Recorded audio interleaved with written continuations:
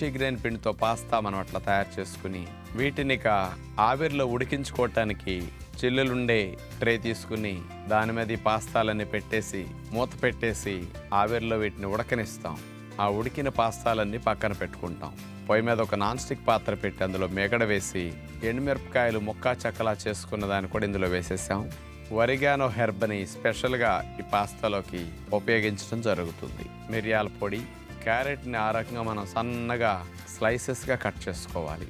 Cabbage slices, capsicum slices, టమోటాను కూడా అట్లా చిలికిల వలె కట్ చేసుకుంటాం. స్వీట్ కార్న్ గింజలు, బయట అయితే వెజిటబుల్స్ తక్కువ ఉపయోగిస్తారు, మనం ఇక్కడ ఎక్కువ వెజిటబుల్ స్లైసెస్ని ఉపయోగిస్తున్నాం. వీటన్నిటిని తాలింపులో దోరగా వేగనివ్వాలి.